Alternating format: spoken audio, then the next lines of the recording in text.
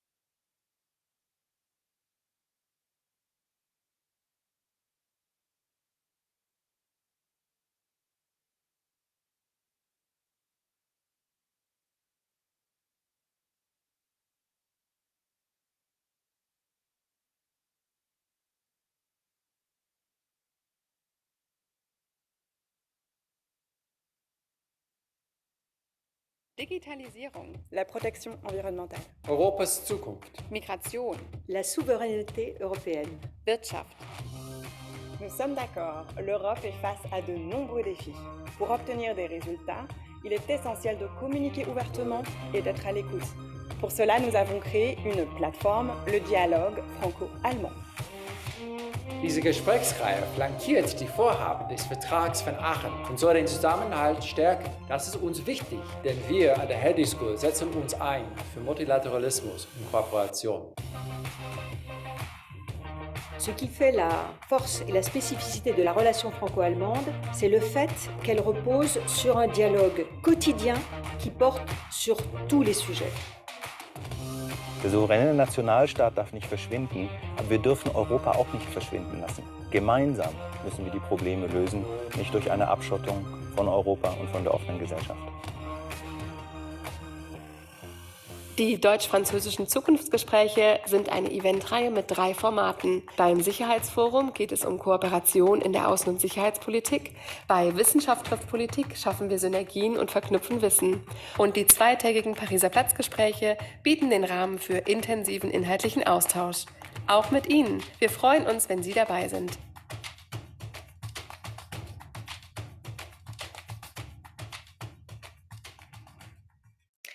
Herzlich willkommen, bonjour. Ladies and gentlemen, a very warm welcome. You've just seen me in the video. Now we're here together. I would like to wish you a very warm welcome on to the Franco-German dialogue in the context of the Pariser Platz talks. So we are very happy to talk about the to-dos of Germany in France after the election. So my name is Heidi Breuer. I work for the Jacques Delors Center.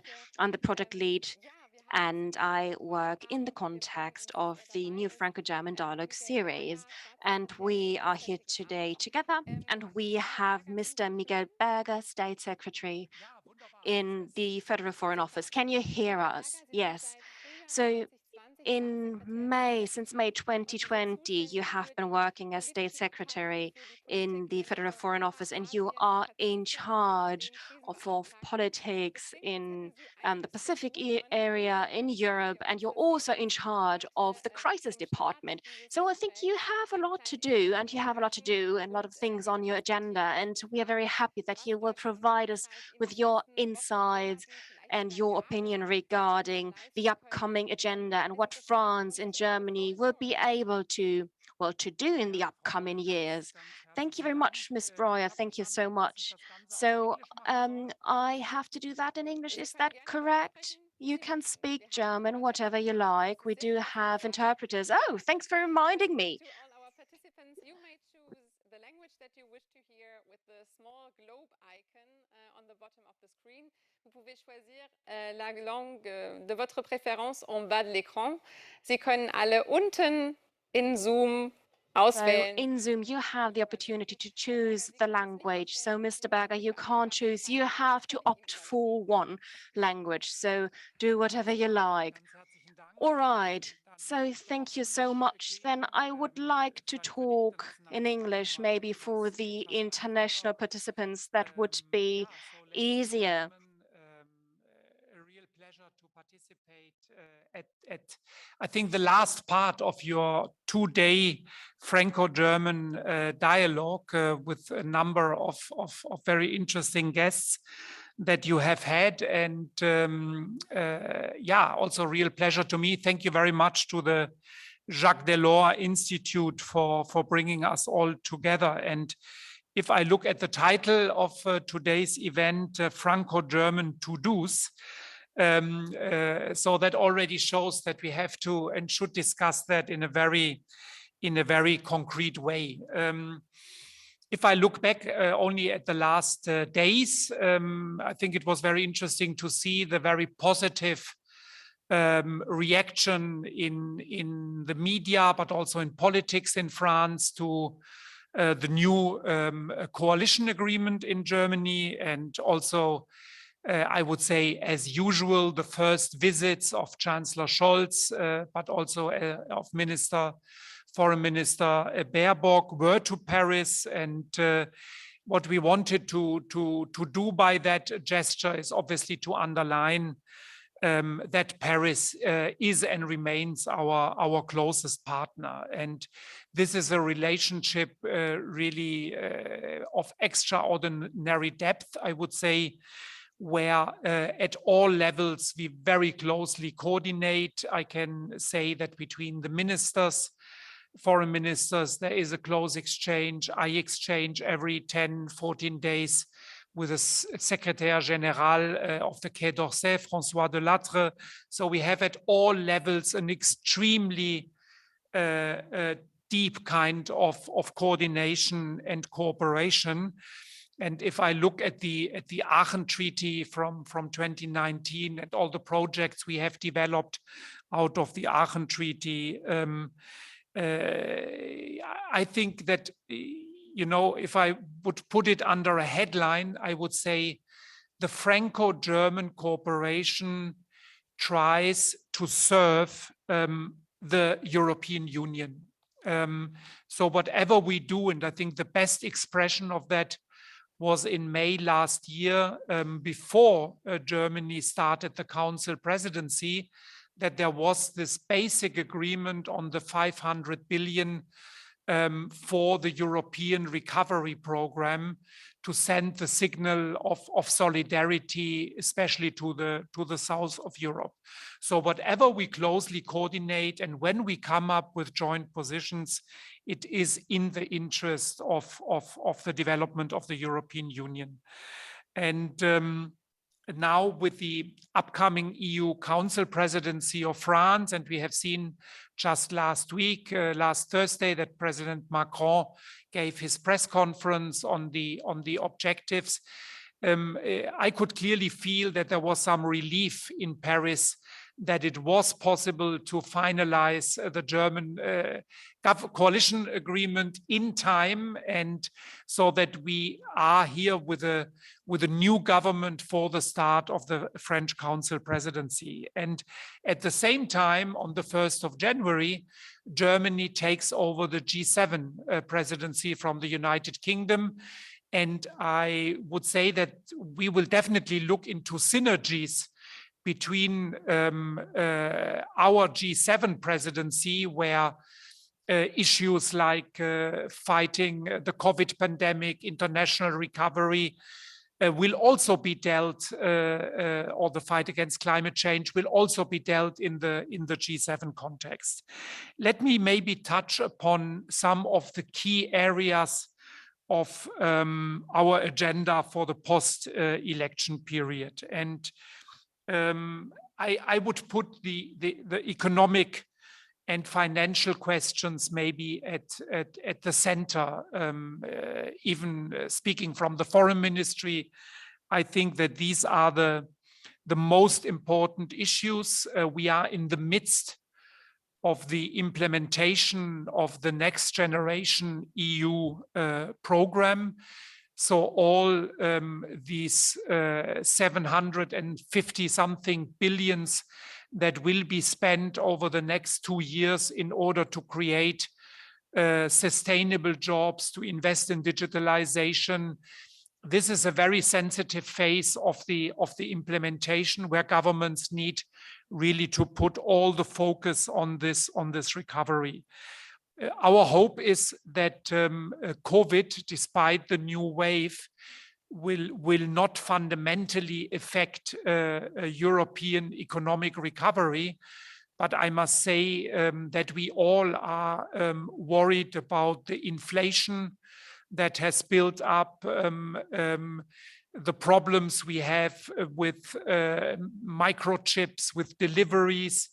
The costs of containers have gone up. So what we see is an effect that is slowing down already now the economic development in the European Union. And this is something that is definitely worrying to us. So sustainability, digital investment, value-based policy, all of that will be crucial in the coming years. And I think what we have started in the last years is to strengthen, I would say, the resilience part of the European economy, that we have investment screenings, that we look at competition law, that we try to avoid a situation, especially vis-à-vis China, with a lack of level playing field. So this is something, processes which Germany and France have to drive forward. Also the question of the future of industry, in the sense, and there I think Germany has made quite a substantive change towards our former approaches. We were always very distant to the idea of industrial policy. And now, given the challenges we are facing, we have said we need to invest in a European cloud. We need to invest in battery production in Europe. We need to invest in an international hydrogen market. So I would say there are many, many projects where we think that governments need to show the way forward and also support the private sector in these areas. So here, I would say full alignment.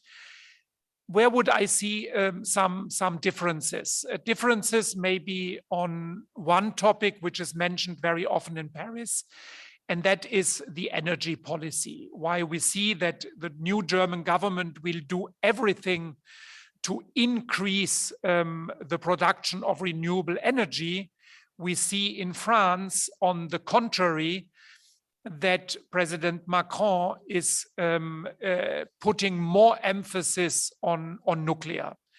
And one issue which is delicate there is the so-called taxonomy, where we would expect before the end of the year a proposal by the European Commission to take a decision on the question if nuclear energy is a green energy.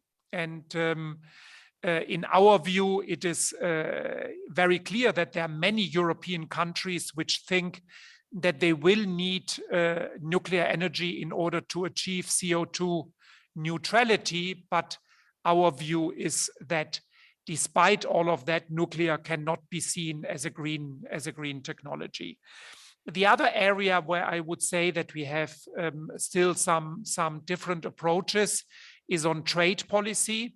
For us, an open European Union, open trade, obviously with elements of sustainability and ILO basic norms are very, very important. And we are a bit concerned about tendencies not to drive forward agreements like the ones with Chile, with Mexico, with Australia.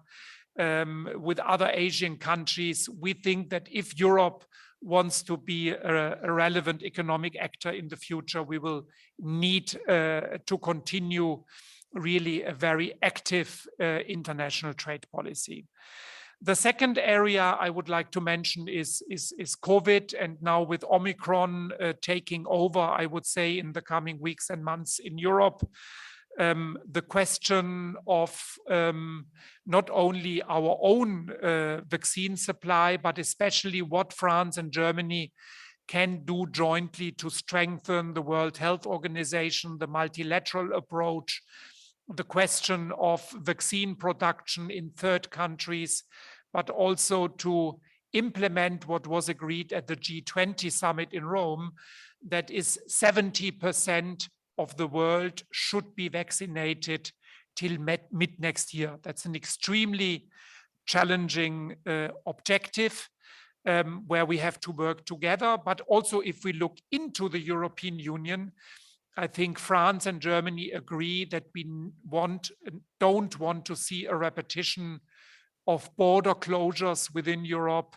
and all the interruption we have seen, especially in the border area. If I think about Grand Est on the French side and Saarland, Baden-Württemberg, and other of our states where we had border closures and very tough measures. So this never should be repeated, and I think we have created the necessary coordination at the European level, but also to maintain the internal market open in Europe. The third issue, climate change, I think France and Germany will work really hand in hand on the Fit for 55 legislative package. I think this is one of the biggest ever the European Union has faced. 12 to 13 big packages of legislative acts which need to be discussed and enacted, I would say, over the next 1-2 years.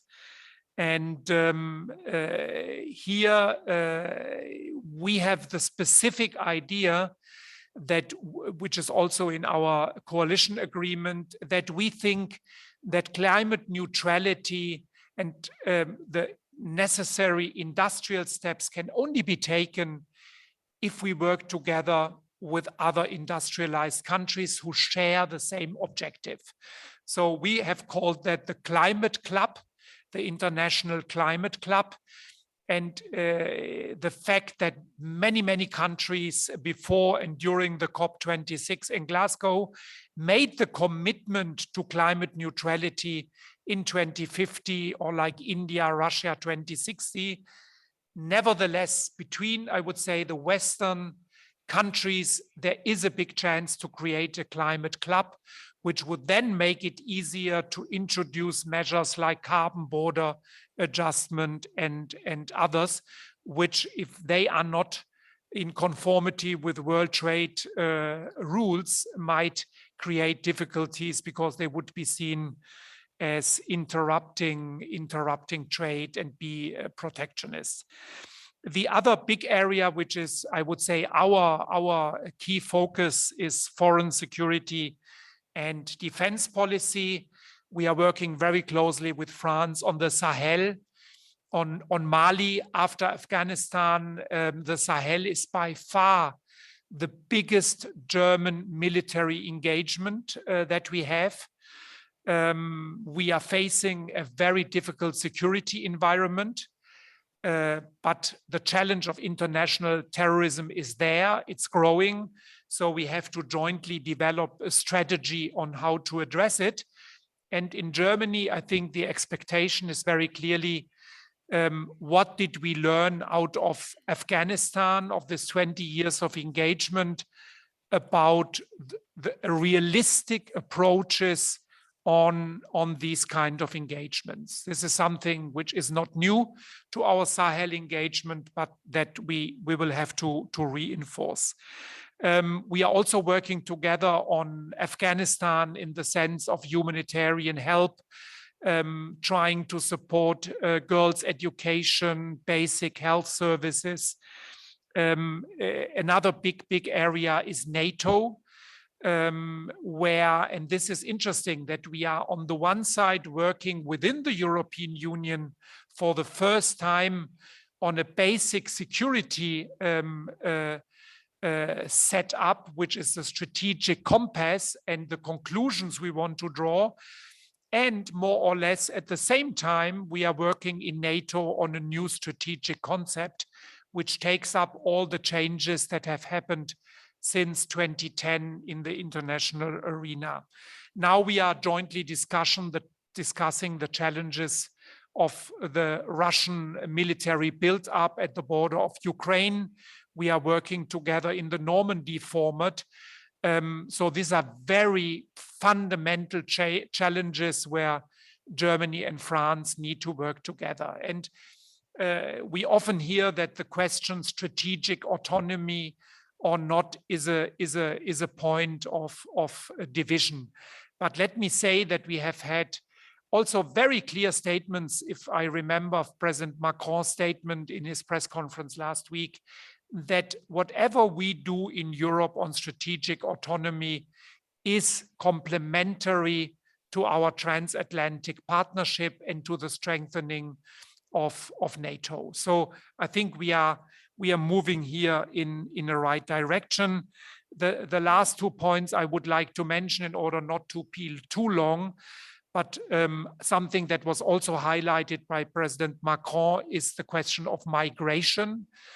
We have seen the challenges by Lukashenko trying to use migrants as a form to put pressure on the European Union.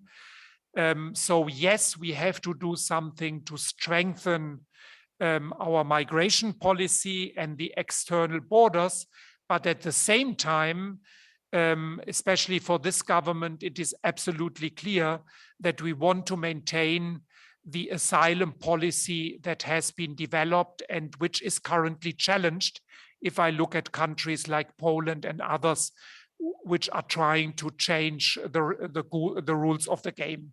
So despite the big challenge we see by Lukashenko, in our view, this is no reason at all to change our asylum policy.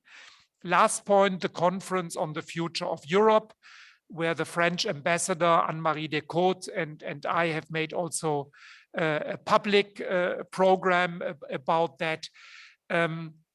This will be finalized under the French presidency. We hope that really a lot of people participate with ideas and projects on the kind of European Union we would like to have in 10, 15 years. And our coalition agreement says Germany is open to develop out of the Conference of the Future of Europe also possible changes to the EU laws, to a kind of constitutional changes, if you want to call it like that, which was not very well received in some other countries. But I think that we work here jointly in order to find a substantive outcome for the Conference on the Future of Europe. So let me end by saying that we are very much looking forward to the French Council presidency, and that Paris and the French government can be absolutely sure of our full support for a very successful French presidency. Thank you. Herzlichen Dank, Herr Staatssekretär Berger.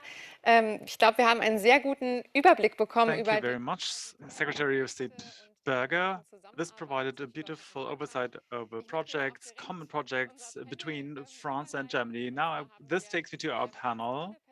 We have amazing panelists present here today. Next to me, we have Hélène Kohl. She's a radio and TV journalist and podcaster. Next to her, we have Kerstin Gammelin, who's Deputy Director of Parliamentary Affairs at Süddeutsche Zeitung. And online, we have Sophie Pornschlegel with us. Hello, Sophie, from the European Policy Center. You are the head of the Connecting Europe program there. As Mr. Berger already mentioned, the Pariser Platz dialogue also is based on background talks. And during a background talk this morning, one of the participants said, in 2022, France will no longer be a democracy. This is a rather bold thesis, and I'm interested in learning whether we will be able to support this or whether we will rebel about this thesis and contest it. Elaine, you want to react immediately? Maybe we should first talk about the new German federal government, then talk about European policy and talk about French elections, the French elections that are upcoming. Talking about the German federal government, Mr. Berger already mentioned how important the cooperation between France and Germany is. This also comes clear in the welcome visits of Chancellor Scholz to France. How was the first encounter of Mr. Macron and Mr. Scholz? Yes, hello to everyone here and everyone who's listening online. Immediately after Mr. Macron was elected and when he visited Ms. Merkel, he said that there's a magic about every beginning. And this is also something we saw when Mr. Scholz came to Paris. Already on the day before, when Annalena Baerbock visited Paris, the same could be witnessed. Representatives of the French government and those who prepared those state visits told me that something happened. Yes, something magical happened. Yes, but now we need to look at what happens next, because we have 177 pages of the coalition treaty. We read through those, and many of us are surprised in a good way after having read it through. There have been a lot of expectations on this coalition treaty, and now it's about what is actually going to be implemented. Olaf Scholz is not an unknown person. There have been bridges earlier, and already when he was a finance minister, he played an active part in Franco-German cooperation. He has been to Paris numerous times in embassies, in foundations, in the German political foundations. There's a lot of cooperation going on. And I think this is not completely unknown terrain. Of course, the Germans will need to adapt to the situation after the French elections, but there have been quite a few expectations. Until now, the French have been rather content with what they see. Thank you very much for this overview.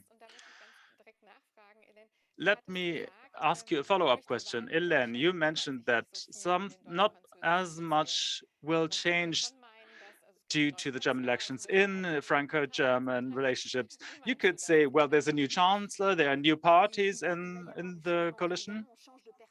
Yes, of course, there will be a change. Different persons will be involved, of course. And after 16 years of Angela Merkel, we have gotten used to a different style. I'm a journalist here in Berlin. And every time Mr. Scholz has a press conference, we will ask ourselves, will the ritual be the same as with Ms. Merkel? At the same time, Mr. Scholz spoke a lot of continuity. At the same time, there's some kind of a disruption because now he's working together with different partners that we are not familiar with. And this new coalition treaty provides new impetus, of course. But the framework of the Franco-German dialogue will change. We have been told that the negotiations on the coalition treaty would be protracted. However, the framework that we had known for 16 years was broken up in a way in order to be able to deal with topics in a different way, topics that have been present for quite a while, but now there's a different point of view, a different impetus. Maybe there will be some change. Maybe there will be also a change of point of view, a change of perspective, in a similar way as Mr. Macron made a change. It is important to state that when it comes to the French Council presidency, the government in Berlin will be in office. This is important. I remember that when we had the general elections in Germany. On that day, quite a few French people I talked to were rather surprised or skeptical about the potential future chancellor and now the future finance minister and now the actual minister of finance of the FDP, Christian Lindner. Is this warranted skepticism? Or Kerstin, what can the financial cooperation between France and Germany with Mr. Lindner look like? Well, there was all kinds of skepticism about Mr. Lindner, not only in Germany, but also in France. Mr. Lindner is the chief of the party, and he has hundreds of people working for him in the party, but who also relied on him, because without a party chief, without a party president, the party cannot really work. And the Ministry of Finance has 63,000 people together with the customs. This is the number of inhabitants of a small town. And these people have been in their functions for 20, 30 years. They have their routines. And in Germany, there's a saying that you don't care who's a minister as long as you're their boss. So this is one thing. This is the work per se, but another aspect is the policy that Christian Lindner used to follow and represent as a parliamentary group leader. It was all about stability. It was all about telling countries in the south to do their homework and being very stingy about giving money to everybody. But now it's all about the recovery fund, which was spearheaded by Scholz, Le Maire, and Macron, and later on by Ms. Merkel and the Grand Coalition, but also with the support of the EU Commission. And then Christian Lindner, during the coalition talks, said that he wants to introduce guardrails when it comes to financial policy. So the debt ceiling needs to be respected. That's what he said. And in the Eurozone, in all over Europe, this is a difficult thing to do in Europe, where a lot of debt has exploded, and in many countries where a lot of debt has existed for quite a long time, and where these debts could be refinanced in a better way at this point. This was taken up with a lot of alarm because, you know, Germany is the most powerful financial power in Europe, and they say, no, stop, you need to reduce your debt.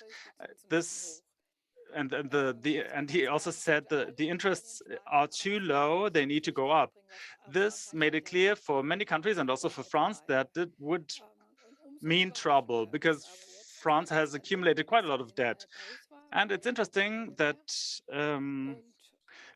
Christian Lindner visited Bruno Le Maire yesterday in Paris and alluded to his being willing to exhibit some degree of flexibility. He is willing to talk about how investments in growth projects can be pushed forward, also within the framework of the coalition treaty. And for those of you who are familiar with the coalition treaty, it says that the European Stability and Growth Pact is supposed to become simpler and more transparent. So Germany is willing to make a change. This is why probably it was the first step for Mr. Lindner to talk to Mr. Le Maire and dissolve the extreme positions. Thank you, Kerstin, and hello, Sophie. Now I have a question for you. We're still talking about the coalition treaty. In the background talks that we had today and yesterday, one of the participants said the coalition treaty is really the first real response from Germany to the Sorbonne talk from 4 years ago held by Macron. Is this exaggerated, or do you agree? Thank you very much for the invitation. I will speak French. I'm sorry, I will use a lot of English words, English terms. That's the way we do it in Brussels. Yes, I agree. In 2020, there was an answer with the recovery fund, but it's not a direct response to the Sorbonne talk. This was due to the electoral campaign, but after the Meseberg summit in 2018, we found that the results were rather disappointing.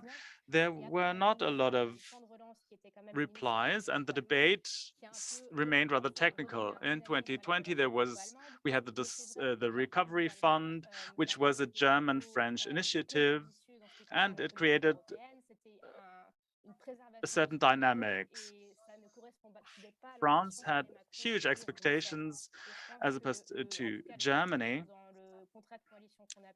but Germany maintained a position of the status quo. So you can say that what we find in the coalition treaty now is very ambitious, and we can see in it quite some dynamics, but we need to wait for the parliamentary and presidential elections in France in order to be able to tell whether these dynamics will unfold in the summer of 2022 and beyond that.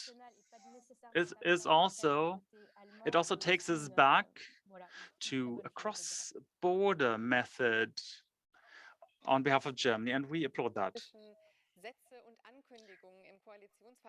There are quite a few announcements in the coalition treaty, so I have a follow-up question. There's an interesting detail from the coalition treaty, namely that the Green Party, starting now, will be able to suggest the new commissioner. Every country sends a commissioner to Brussels. At the moment, this is Ms. von der Leyen, who's not in the Green Party. What kind of detail is this? What is the Green Party's hope for that?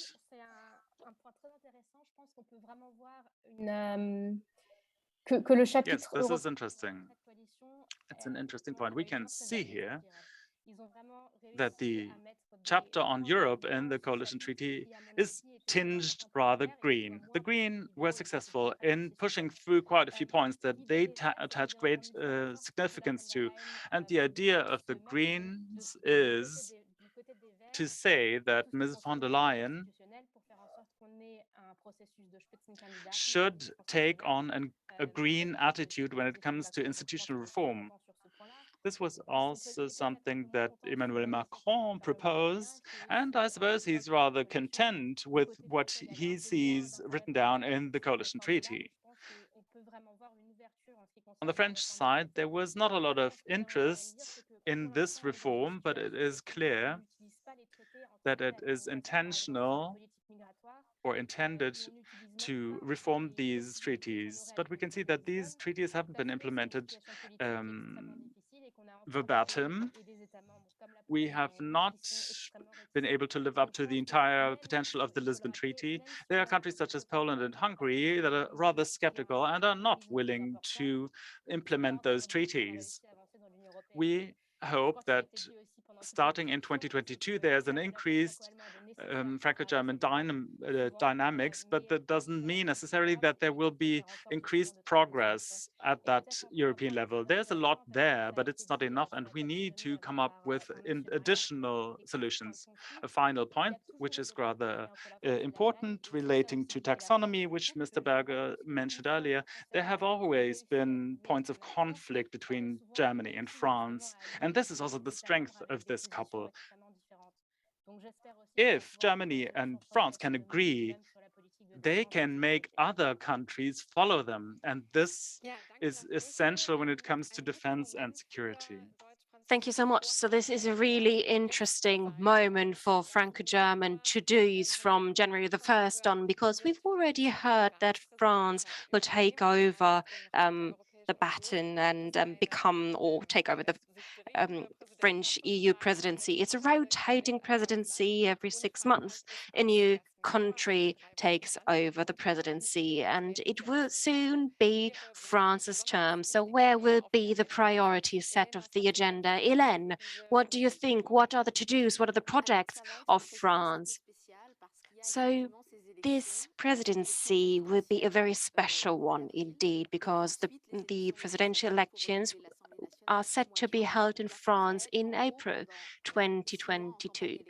So there will be a six-month term, and there will be campaigning going on in France. It has already started, and maybe, we do not know, Emmanuel Macron will run for office again, but we do not know yet. And I think the French presidency is something that will be, be done quite quickly. Macron has already highlighted a few points, like, asylum policy, to rethink the Schengen area and the Schengen Treaty, to support other countries at the external borders of the European Union. I think that's really interesting. So all these questions are really, intertwined with the campaigns in France. And I'm very much interested how Macron will,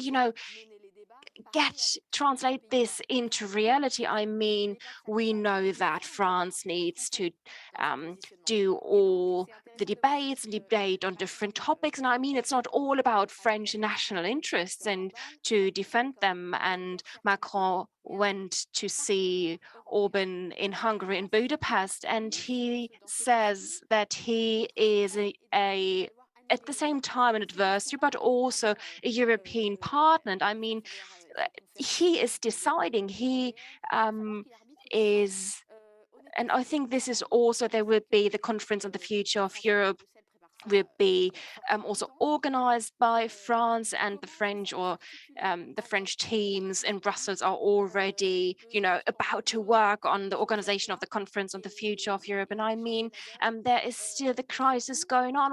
We're just in the midst of a pandemic, and this is kind of, stopping all the efforts. And of course, the objective is to initiate a new dynamic and to reach goals. And we do not know what will happen from May on. We will see what will happen, whether Macron will still be president of France or not. So I think this is the reason why he relies on the good relationship with Germany, because Germany represents, let's say, midterm or long run, mid-run, also a reliable partner. And I mean, we're here and we participate, we take part in the Franco-German dialogue. And I think it is part of the Franco-German agenda. And this is part of this agenda. These are the items. And they definitely have to keep in mind that Europe does not mean, France and Germany only. No, it's about the other countries. So Kerstin, what are we've heard about the different projects and the objectives that have already been mentioned by Mr. Berger. So what are the concrete ideas? And in these 3 months up till until the campaigning in France, what can happen, what will happen? I mean, we have different conferences. We've heard about the press conference where the most important points have been elaborated, and I don't know whether there will be enough time to really realize these ideas. I mean, there's a new German government coming. The French government is about to say its farewell. So I don't think that there will be an opportunity for implementing or realizing decisions. I think there is only declaration of intent, or there will be just intentions. And I mean, nevertheless, COVID-19 and the pandemic is on the top level, or on the top of the list of the agenda. Inflation is a huge problem, not as let's say, bad as it is in Germany. I mean, in the Baltic states, it's a 2-digit inflation, so a big problem. And the question is whether the European states, member states, especially with a high rate of inflation, whether they will have the opportunity to counteract, to act against it. And I mean, there are a lot of there is a problem of demand and offer, of course, and maybe it seems to be a bit technical, I do not know, but when you have to pay more for heating your flat, or for cooking, or when you need to take your car to go to work and you don't earn enough money, then there is a crisis just at the front of our borders, or of our doorstep. So I think France has to do something, and what we need is is growth, climate-friendly growth. And the question is, how can we implement, how can we support this transformation? How can we transform our industries? And I think we definitely have to have this debate. And Paris or France, and France says, okay, we need nuclear energy because it's emission-free. And the German says, no, our ideology says we are against nuclear energy because we have all the nuclear waste. And I mean, there is hydrogen energy that could be used, for example. And I mean, it's just another way to cope with it in Germany. And just imagine there could be or there is a majority of people in France supporting nuclear energy, then it is their point of view. But I think it is all about finding new ways. And we definitely, these are problems or topics that can just be they can talk about it, but they can't solve the problems. In Belarus, for example, and the problems at the border in Ukraine, etc. Of course, people, you can talk about these topics, but you won't be able to find a final solution, or let's say a good solution, but they can push it. They can push the topics. So talking about the concrete ideas and objectives in the context of the French presidency, of the EU presidency, then one participant in the chat asked the following question: could we please come back to the conference on the future of Europe? And I think, Sophie, you are an expert when it comes to this conference on the future of Europe because you work in Brussels. I mean, there are also other experts, but you are our expert here tonight. And maybe you can give us some more information or wrap up, give us some information on the process. Where are we within the process? And yes, so, and is this a democratic, let's say, a huge construction side, or is it just a show, a democracy or a policy show? So thank you very much. I will definitely talk about the conference on the future of Europe and also on the rule of law, of course, and other topics. So this idea has been the idea of Macron. And I think more than 2 years ago, let's say he had this idea. It has been a bit postponed due to the pandemic. And I think at the end of May, after the elections have taken place or will have taken place in France, it will be finalized, and we will see who will become president in France, maybe even a female president. So there are a few problems when it comes to this conference, and the most important, the main problem is that people are not aligned when it comes to its purposes. There is, of course, a political debate going on, but nevertheless, some people think that the communication, or that this is a tool for communication between the European, let's say, institutions, but nevertheless, other people think that this could just refer to different European or EU treaties and other things, think that this is just a consultation leading to maybe climate objectives. There are so many elements part of this, or being part of the agenda of the conference on the future of Europe. And I mean, there are different aspects that are taken into consideration from the different sides. So I think in May, we will see the results, and we definitely have to take them seriously.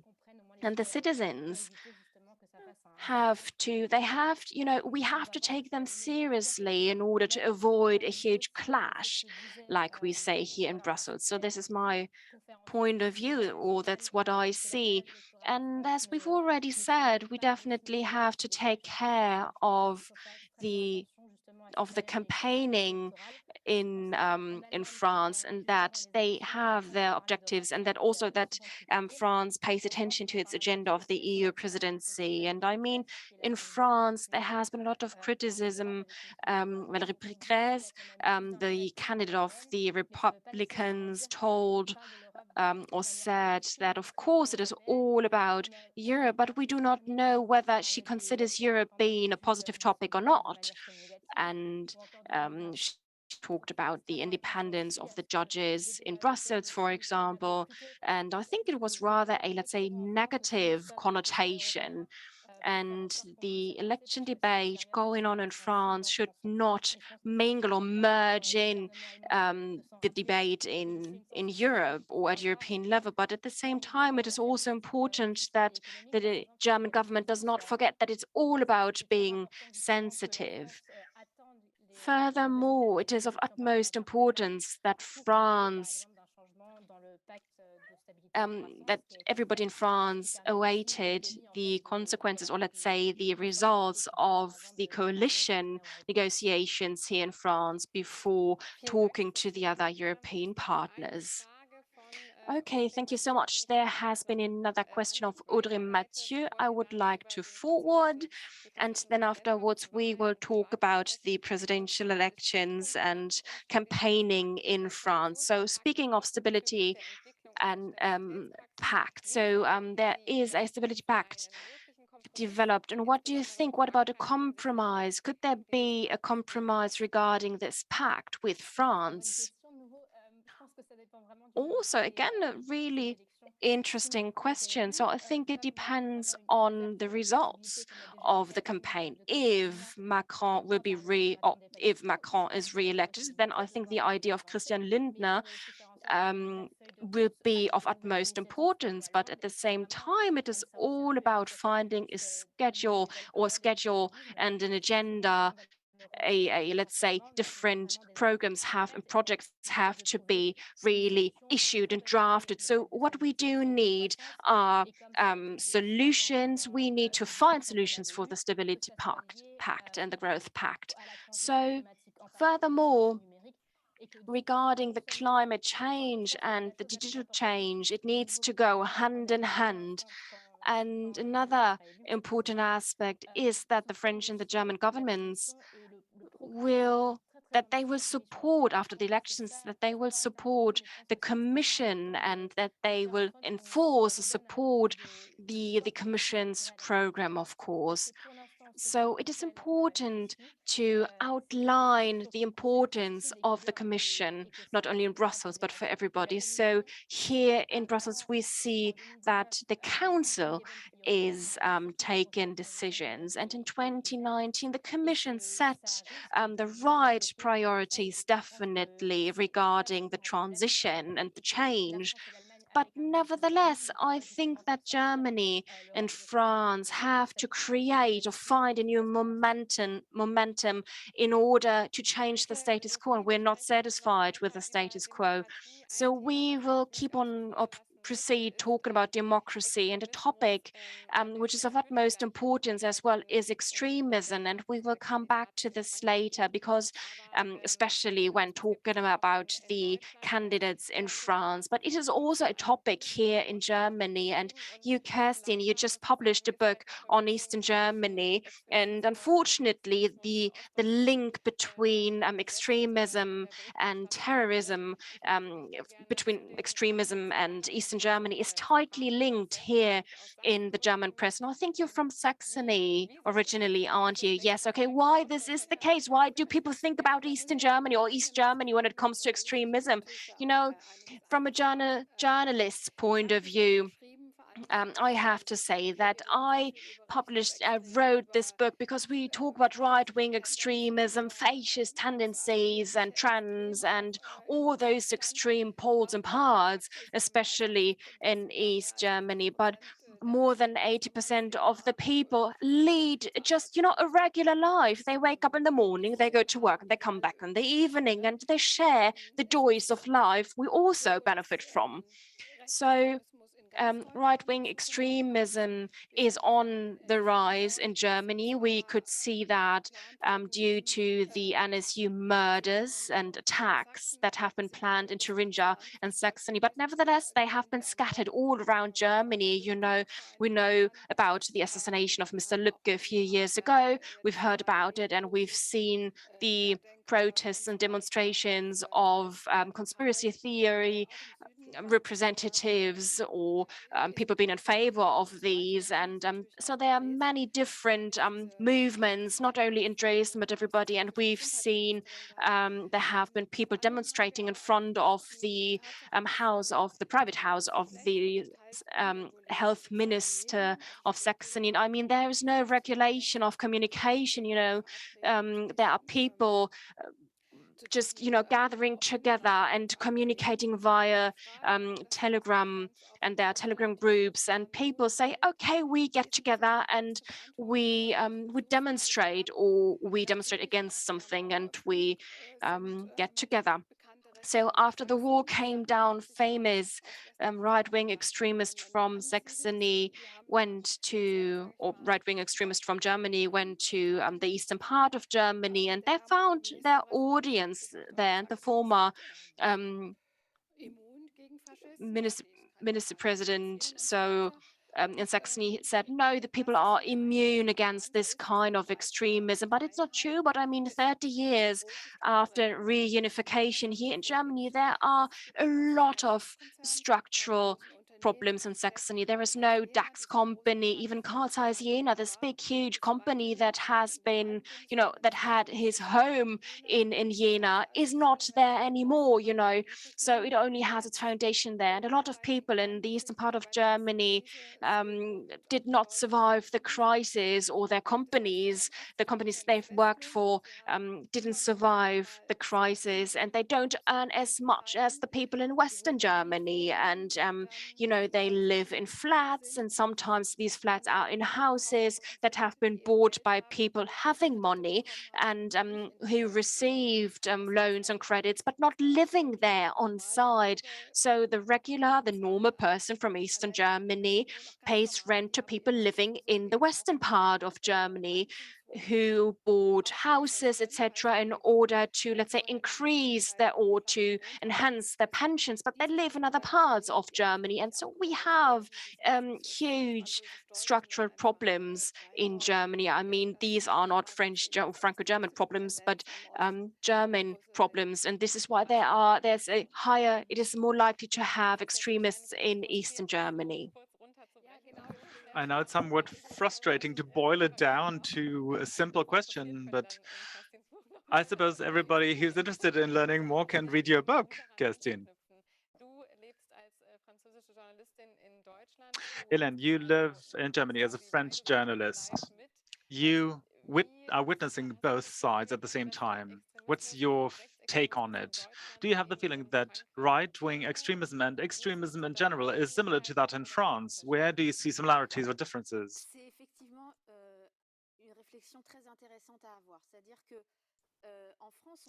Well, there's a consideration to be made. In France, we have the kind of right-wing extremism that is supported by the National Rally and represented by it.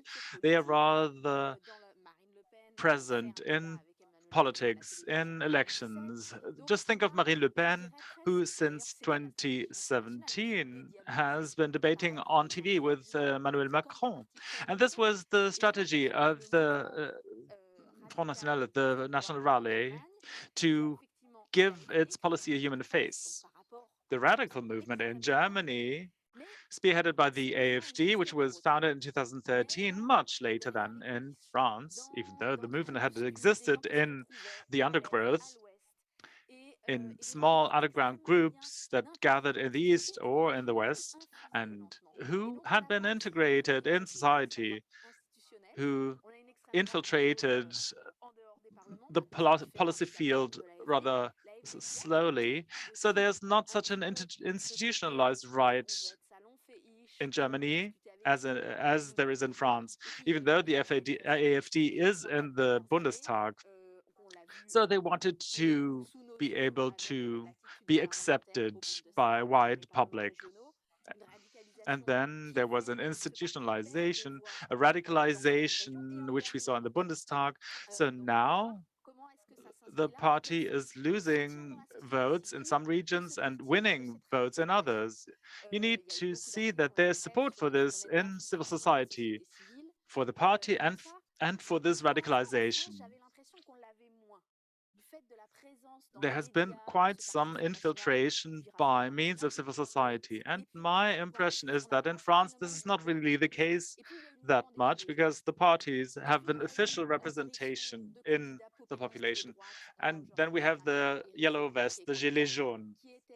And for example, Eric Zemmour, this right-wing candidate who's a polemic and whose stance is anti-elitist. He says, I'm not the same as the others. I just talk the way I was born.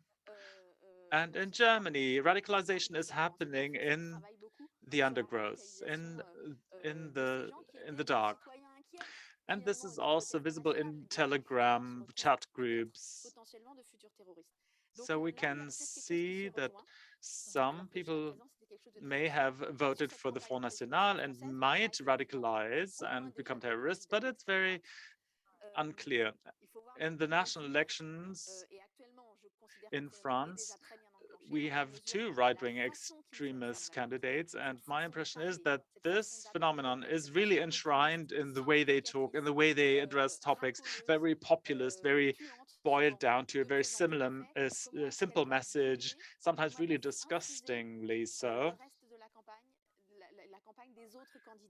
So this will also pervade the electoral campaigns of other candidates. We saw this in the electoral campaign of the US Republicans. It is interesting to see that Valérie Pécresse has a text on Europe and that the potential candidate Macron will also position himself in this way. Will Europe provide a role model or will it be different? These are the questions that I'm asking myself.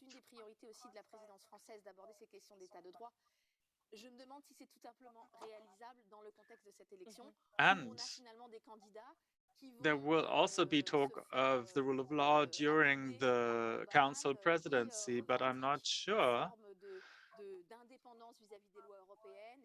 whether this will be that high on the agenda when we look at candidates who want to be supported by Orban, for example.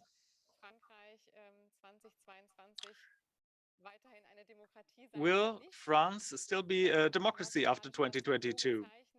This was a question that we talked about. Probably Emmanuel Macron will declare his candidacy. He hasn't done so officially yet. Valérie Pécresse will be for the Republicans, Marine Le Pen for the National Rally, and Eric Zemmour for his Reconquête movement. Sophie, I think you just raised your hand.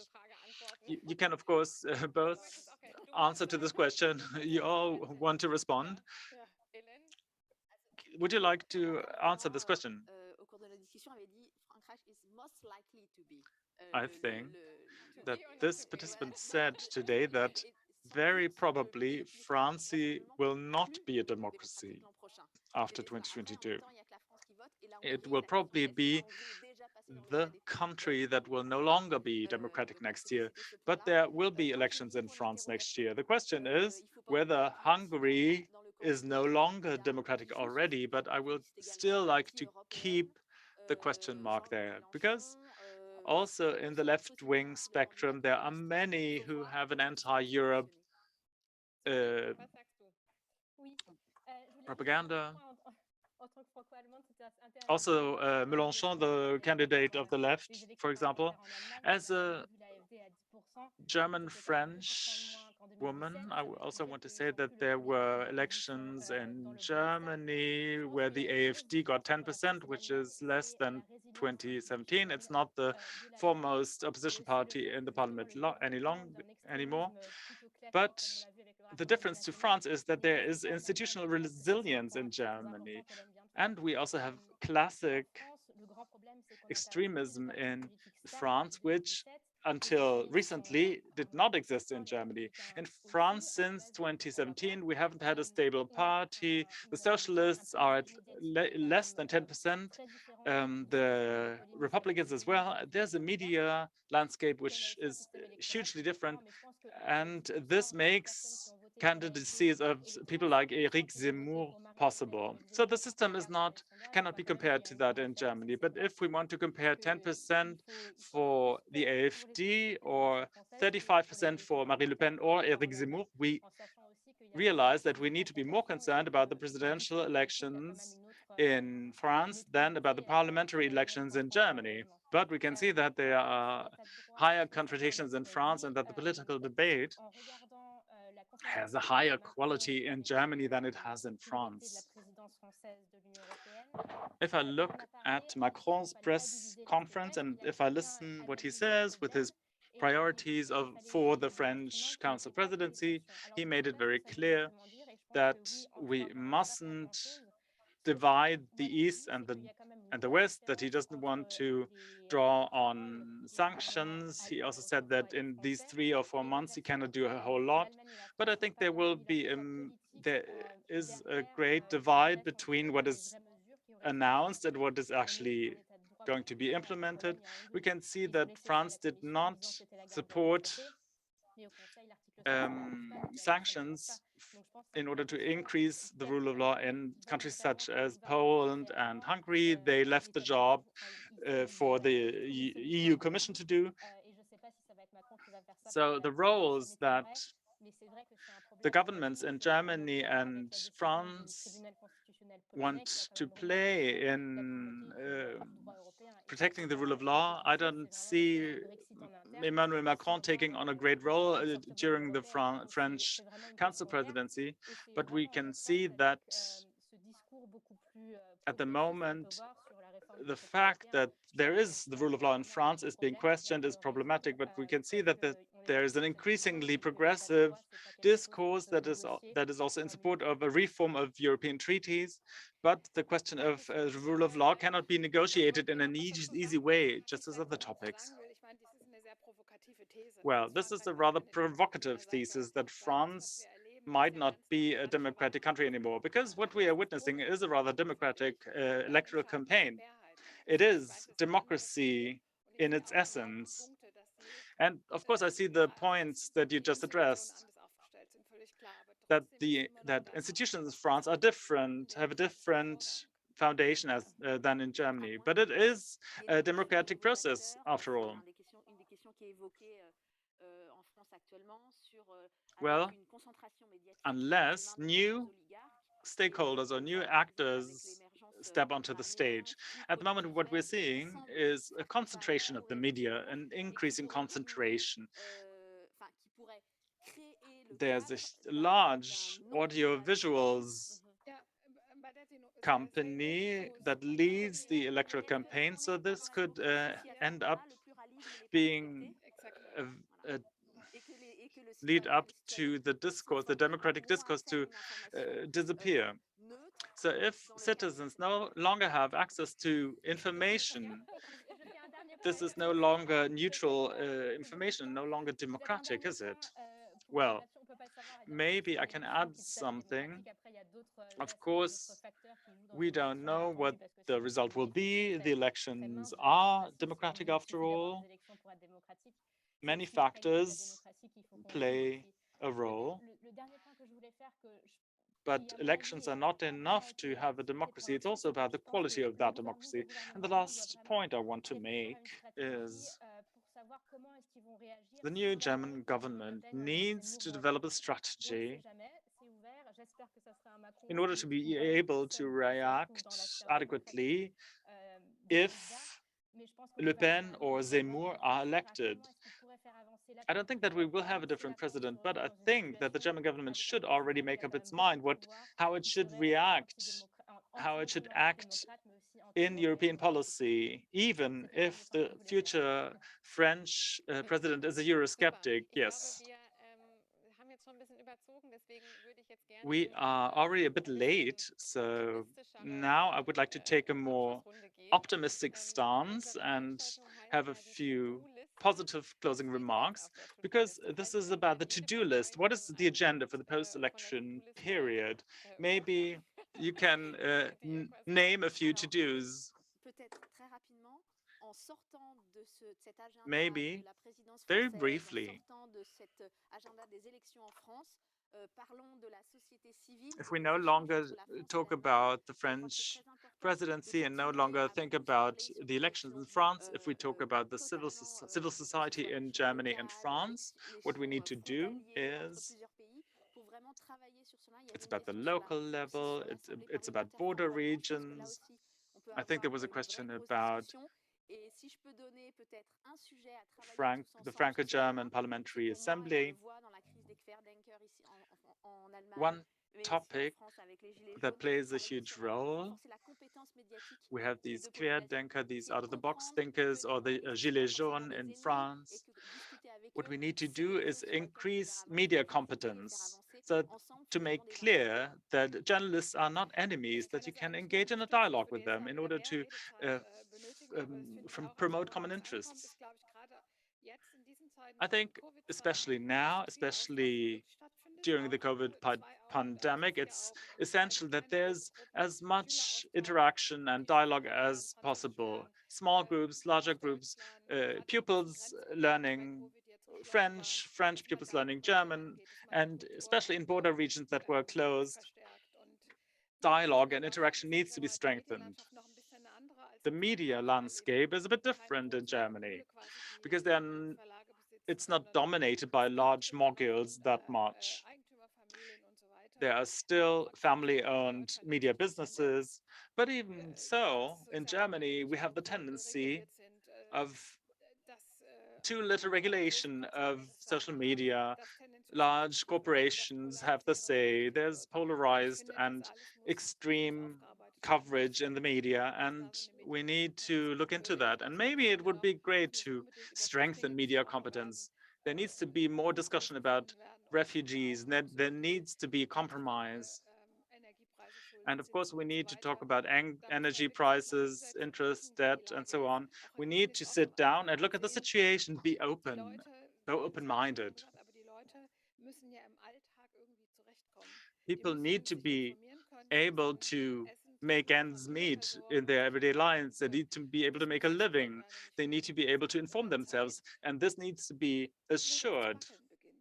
At the moment, this is a bit shaky. Sophie. Oui, à moi. All right, up to me.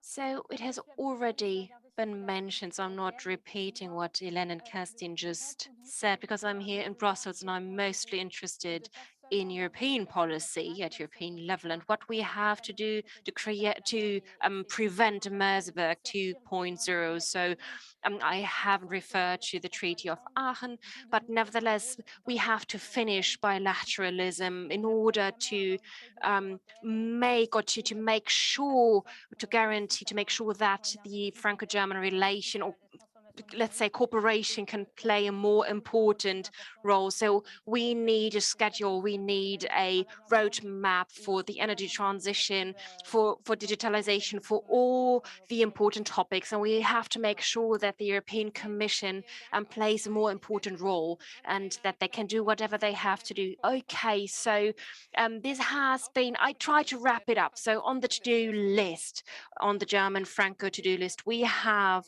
practical problems, great challenges like inflation, climate policy, climate neutrality, bringing together the civil society, media literacy, and the basis of democracy as the freedom of speech and opinion. And democracy is, of course, the foundation, the most important foundation of the German or the Franco-German cooperation. So thank you so much.